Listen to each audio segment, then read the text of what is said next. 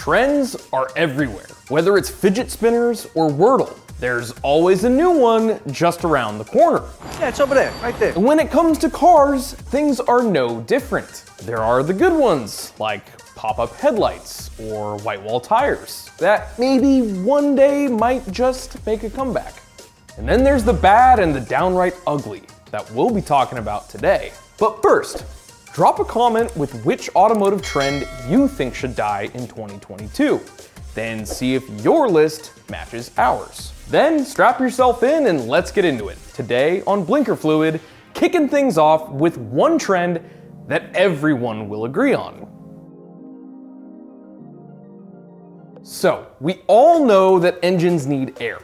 They need it to breathe, and since they can't sweat, they need it to help cool themselves down. And the easiest way to get it is with the grill on the front of the car. But in recent years, manufacturers have been making grills bigger and bigger, with absolutely no reason for it. Modern engines don't need any more air than they did 20 years ago.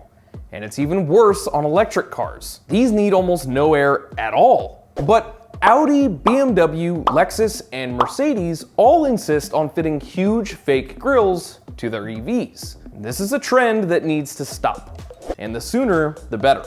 And something else that needs to come to an end is rolling coal. You know, Prius propellant, or whatever you want to call it.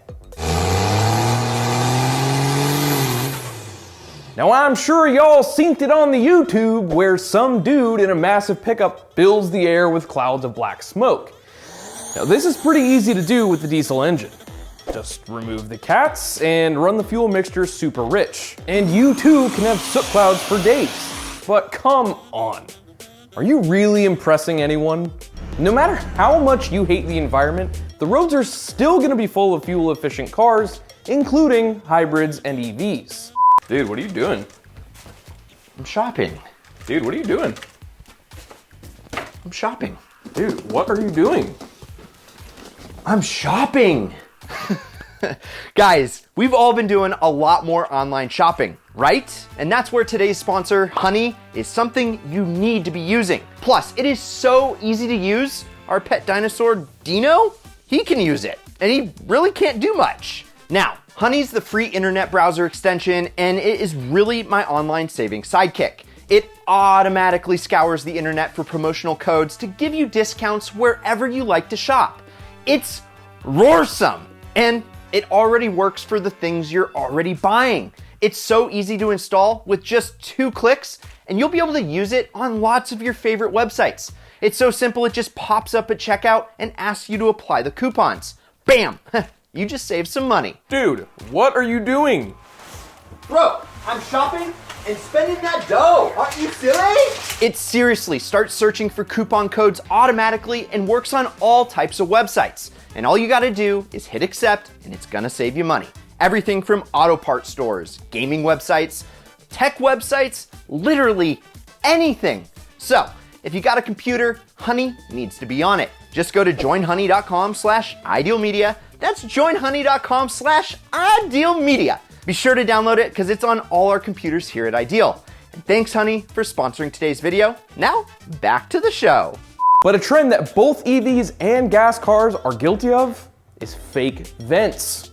So, cars like Lamborghinis and McLarens are covered in holes and vents to make them as aerodynamic as possible, and to cool down their massive V8s or V12 engines. But people started to think vents looked cool. So manufacturers started putting them on city cars, trucks, SUVs, and even though they might look fine from a distance, take a closer look, and all you'll see is cheap, nasty plastic. That's because they're all fake. They aren't going to make you any faster, and that tiny inline 3 in your Honda certainly doesn't need the extra cooling. But it's not just boring eco boxes trying to look fast. Even sports cars like the GR Supra are covered in fake vents. And you know what's even more annoying than a slow car trying to look fast? A slow car trying to sound fast. Now, we all love a good engine sound. Like the scream of a V10 in the Lexus LFA, or the howl of a Ferrari V12. But the truth is, these are like gold dust, and most modern cars sound terrible. like giant vacuum cleaners on wheels. And manufacturers know this. So to try and improve the sound while still meeting emissions regulations, a lot of automakers have started adding in fake engine sounds. And no matter how much noise is played through the speakers, your EcoBoost Mustang is never gonna sound like a V8. And Ford isn't the only one. BMW, Lexus, VW, and even Porsche have all used speakers to make their cars sound better. And honestly, I think no sound at all would be better than all this. Now, just before we get to our next annoying trend, be sure to check out the Ideal Car Strategies up here or in the description, where we teach you how to level up to your dream car by buying, selling, and financing like a pro. And by the end of it, you could be driving a car that sounds awesome without any fake recordings. Now, I'm pretty sure some of you won't agree with this next one, but I'm here to tell you that too much camber is almost always a bad thing. So what I mean is a few degrees of negative camber can be good for track days or even a weekend canyon run, or maybe even 5 to 6 degrees of camber for the drifter out there. But anything more and you're probably making your handling worse instead of better, not to mention wearing out your tires. So next time you see 10, 15, or maybe even 20 degrees of camber at the local car meet, just know that as well as looking like it's been in an accident, it probably also handles worse than the day it left the factory. But you know what's worse than crazy camber? Crazy camber with plastidipped wheels. And hey, I've been there, okay? We've all done it. Giving your car a unique look is one of the best parts about owning a car, period. And knowing it's one of a kind can be a great feeling. But please, when it comes to wheels, don't use those cheap removable spray cans you find on the internet. Plastidip is supposed to be an easy alternative to painting your wheels, but you aren't fooling anyone. At best, you'll have something that looks half decent for a few months. And then when it all starts peeling and fading, it'll look like you drove through the middle of a paintball fight. Brad and I have done our fair share of plastidipping, but we learned our lesson, and you probably should too. Now, another thing that'll get people looking at you for all the wrong reasons as you drive along is truck nuts. Oh, truck nuts. Whew. Now, the less I say about these, the better. We're gonna get demonetized for this. Oh, we're gonna get demonetized. But not too long ago, hanging a pair of nuts from the rear bumper unfortunately became a trend, mostly among pickup truck drivers. And it became so popular, some states actually attempted to make them illegal. Holster all truck nuts. And the two major guys that manufacture them had years of debates online, both claiming to be the original inventor. And the worst part is, a lot of these plastic and rubber nut sacks are attached to our next trend, mall crawlers. Now, there's nothing wrong with off-roaders. A Jeep or an FJ with chunky tires, light bars, and a winch is seriously cool. But these need to be used. You know, out in the country, covered in mud, going where no car has gone before.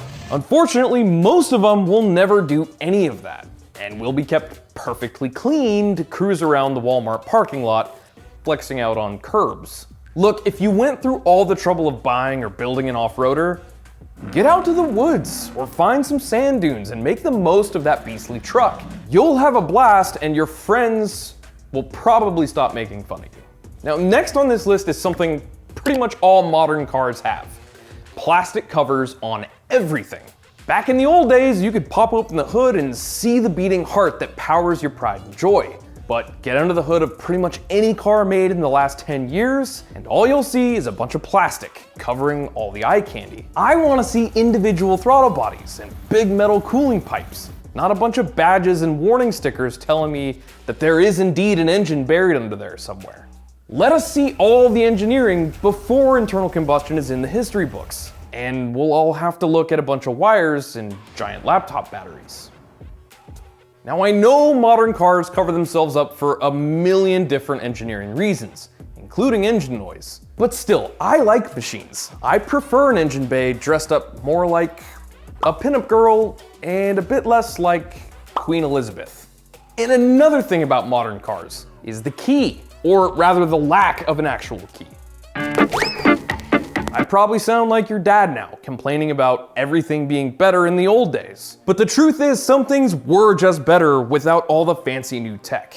And one thing I wish car makers would bring back is the simple key. There are so many new cars with keyless start, keyless entry, which sounds cool, but you still need a key fob or one of those flat credit card things, and there's almost always nowhere to put it as you drive along. So it just rattles around in your cup holder and then falls under your seat. And that's before we even mention how much quicker the batteries in these things die. And then you get a call from your mom because her Mercedes won't start, and she doesn't know where on the dash to hold the key with one hand and push the starter button with the other. A standard ignition key was already the easiest way to start a car, with basically no amount of technology making it easier, except maybe in the new VW ID4, which starts automatically just by sitting in the driver's seat.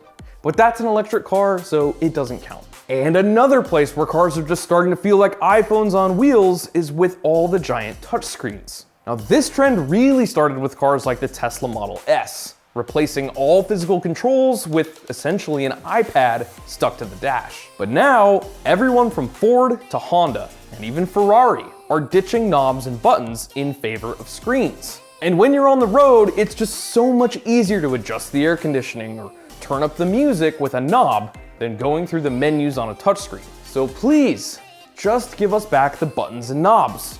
I'm all for progress, and I think screens have a place. But when I can't turn on and off the heated seats or the windshield wipers without going through a series of menus, well, that's just not ideal. So, I want to know, what's the most annoying trend on a car today? Let us know down in the comments below. I'm sure we missed one or two that drive you absolutely insane. We're posting content like this pretty much every single day, so if you haven't already, hit that subscribe button. This is Trav. Thank you for watching. I'll see you all next time.